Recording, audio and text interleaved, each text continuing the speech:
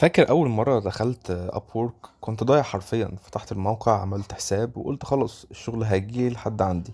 بس اللي حصل العكس، عدى أسبوع ورا أسبوع ومفيش ولا رد. كنت بقدم كتير بس واضح إن في حاجة غلط، لحد ما بدأت أتعلم من الغلطات وأطبق حاجات بسيطة فرقت جدا. الفيديو ده لكل حد بيفكر يبدأ على Upwork وعايز أول شغلانة بسرعة. ركز معايا في 5 نصايح من تجربة واقعية، مش كلام نظري. النصيحة الأولى إنك تهتم بالبروفايل كأنه سي في حقيقي وأكنك بتقدم على انترفيو. العميل أول حاجة بيشوفها هي البروفايل بتاعك، يعني ده الانطباع الأول. فلو شكلك مش احترافي غالبا مش هيرد عليك.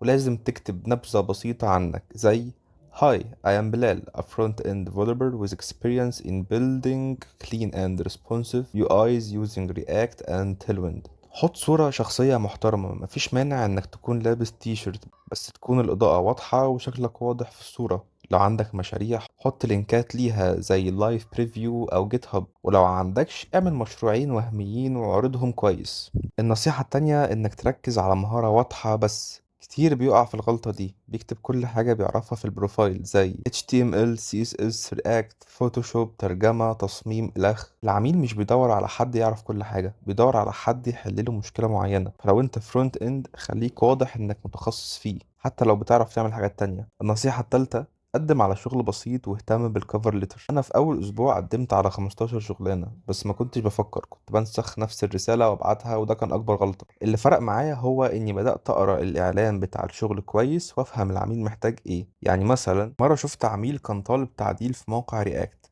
كل الناس كانت بتبعت له جمل محفوظه بس انا كتبت له هلو. وقتها كتبت اسم الكلاينت: I noticed you are having a responsive issue in your homepage. I have worked on similar problems and I can fix it in a few hours. Here is a similar project I did it last month. وحطيت له لينك البروجكت، وبعدها على طول تم قبولي في الشغل دوت في أقل من ساعة. النصيحة الرابعة إنك تثبت إنك شغال حتى لو مفيش تقييمات. يعني إيه؟ مفيش ريفيوز مش مشكلة، بس العميل محتاج يطمن. اعمل مشروعين أو 3 أكنك بتشتغل لعميل فعلا، وحطهم في البورتفوليو بتاعك. سجل فيديو بسيط تعرف فيه عن نفسك زي سيلف انترودكشن فيديو، وده بيزود فرصتك جدا. النصيحة الخامسة، تخلي التواصل بتاعك سريع ومحترم. الرد السريع مهم جدا. في عملاء بيختاروا أول واحد يرد، بس السرعة مش معناها إنك تتكلم بسطحية. لازم ترد رد احترافي زي Thank you for the invitation. I am reviewing the project details and I will share my suggestions shortly. الأسلوب المهذب مع الثقة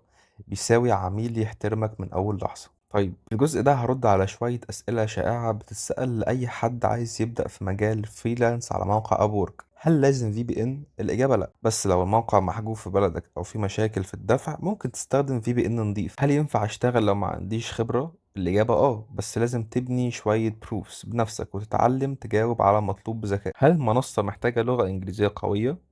بص، مش لازم تبقى بيرفكت، بس لازم تقدر تتواصل بثقة. استخدم شات جي بي تي كأداة تساعدك تصيغ كلامك. لو نفذت ال5 حاجات دولت فرصك هتزيد جدا في أول شغلانة. بس ما تستعجلش، النجاح في أبورك محتاج صبر وتطوير مستمر. لو عجبك الفيديو دوس لايك واشتراك في القناة واستنى الفيديو الجاي. ولو عايزني أعمل لك فيديو مخصوص عن ازاي تكتب بروبوزال يخلي العميل يقول لك يس من أول مرة، اكتب لي تحت في الكومنتات وشوف اللينكات اللي في الوصف. يلا سلام.